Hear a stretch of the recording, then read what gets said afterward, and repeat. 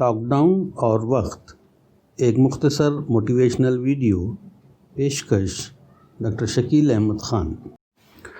Lock down اور وقت پر بات کرنے سے قبل ایک دلچسپ کہانی سنیے۔ ایک بادشاہ کے 3 بیٹے تھے۔ ایک دن اس نے تینوں کو بلا کر ایک ایک اشرفی دی اور کہا کہ اسے اس طرح خرچ کیا جائے کہ تمہارے پاس اتنا کچھ ہو کہ جس سے ایک پورا کمرہ بھر جائے۔ جو بہتر طریقے سے خرچ کرے گا وہ ولی عہد قرار پائے گا۔ مقررہ وقت پر دیکھا گیا کہ ایک شہزادے نے اپنے کمرے کو گھاس پھوس سے بھر دیا تھا کہ اتنی کم رقم میں اور کیا کیا جا سکتا تھا۔ دوسرے شہزادے کا کمرہ کاٹ کباڑ سے بھرا ہوا تھا۔ تیسرے شہزادے نے کہا کہ میں اپنا کمرہ رات میں دکھانا چاہتا ہوں۔ رات میں جب بادشاہ اپنے مصاحبوں کے ساتھ اس کے کمرے میں داخل ہوا تو دیکھا کہ درمیان میں ایک چراغ جل رہا تھا جس کی روشنی سے سارا کمرہ روشن تھا۔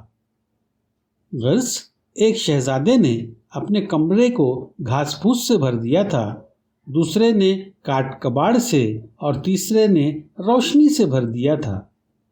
آپ سمجھ ہی سکتے ہیں کہ ولی عہد کون بنا ہوگا۔ یہ کہانی یوں یاد آ گئی کہ یہ زندگی کی ایک اہم حقیقت کو واضح کرتی ہے۔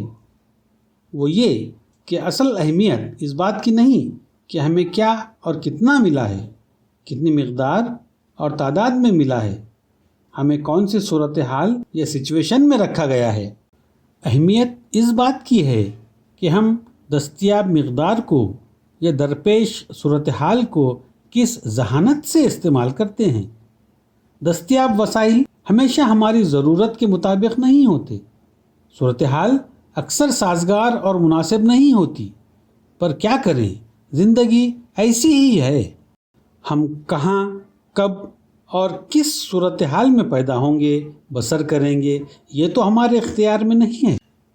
اب اگر ہماری زمین سنگلاخ ہے، سامنے پہاڑ ہیں، تو کیا ٹکرے مار کر سر پھوڑ ڈالیں؟ دانشمندی یہ ہے کہ موجودہ صورتحال کو قبول کیا جائے، ٹھنڈے دماغ سے اپنی صلاحیتوں اور طاقت کا تعین کیا جائے اور طے کیا جائے کہ اس صورتحال میں ہم اچھے سے اچھا کیا کر سکتے ہیں اور اس کے کرنے میں لگ جائیں۔ ہر عہد میں، ہر ملک میں، ہر قوم کے دانش مندوں کا یہی رویہ رہا ہے۔ موجودہ عالمی صورتحال کے تناظر میں یہ جاننا دلچسپی سے خالی نہیں ہوگا کہ 1665 میں لندن میں بھی طاعون کی بھیانک وبا پھیل گئی تھی اور تقریباً 25% آبادی موت کے آغوش میں چلی گئی تھی۔ اسے دی بلیک ڈیتھ کے نام سے جانا جاتا ہے۔ شہر کو لاک ڈاؤن کر دیا گیا۔ کیمبرج یونیورسٹی نے اپنے طلباء کو واپس لوٹ جانے کا حکم دیا۔ ایک 20 سالہ غریب نوجوان اپنے قصبے وولستھروپ مینور لوٹا۔ اس کے والد کا اس کی ولادت سے قبل ہی انتقال ہو چکا تھا۔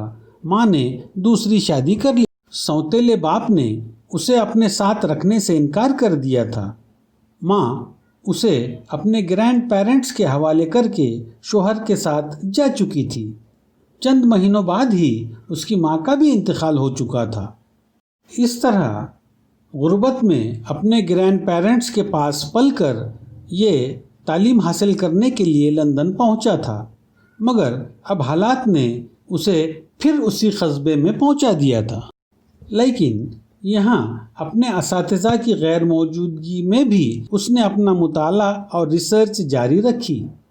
اس زمانے میں نہ تو کمپیوٹرز تھے اور نہ ہی انٹرنیٹ۔ اسی عرصے میں ایک دفعہ وہ ایک درخت کے نیچے بیٹھا غور و فکر کر رہا تھا کہ اوپر سے ایک سیب اس کے سر پر آ گرا۔ اور پھر اس واقعے نے سائنس کی دنیا میں کیا کیا یہ آپ اچھی طرح جانتے ہیں۔ جی ہاں، اسی لڑکے کا نام تھا آئزیک نیوٹن۔ تنہائی اور شٹ ڈاؤن کے اس عرصے میں اس نے دیگر کئی نظریات پر تحقیق جاری رکھی۔ 1 سال بعد حالات معمول پر آنے کے بعد 1667 میں وہ واپس یونیورسٹی لوٹا۔ اس طرح دنیا کشش ثقل اور نیوٹن کے پہلے، دوسرے اور تیسرے قانون سے واقف ہوئی۔ یہ اس بات کی بہترین مثال ہے کہ ناسازگار حالات کا بھی کس طرح بہتر استعمال کیا جا سکتا ہے۔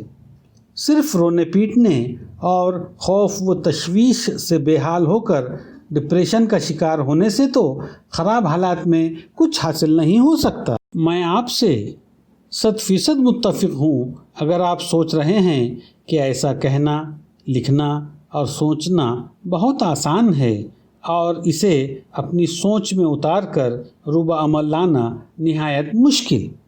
لیکن سوچئے، کیا کوئی دوسرا متبادل موجود ہے؟ اگر موجود ہے یا آپ غور و فکر کر کے اسے تلاش کر سکتے ہیں تو سب سے پہلے یہی کام کیجیے۔ لیکن جب فی الوقت کوئی متبادل نہ ہو تو ہاتھ پر ہاتھ دھرے افسوس کرتے رہنے کی بجائے وہ چیز کرنے پر توجہ دیں جو آپ کر سکتے ہیں۔ ہر انسان میں عموماً کوئی نہ کوئی خوبی، صلاحیت یا ہابی ہوتی ہی ہے۔ اسے پہچانیے اور اس پر توجہ دیجیے۔ ہو سکتا ہے آپ اپنے بچوں، خاندان، قوم یا دنیا کے لیے کوئی اچھی چیز چھوڑ جائیں۔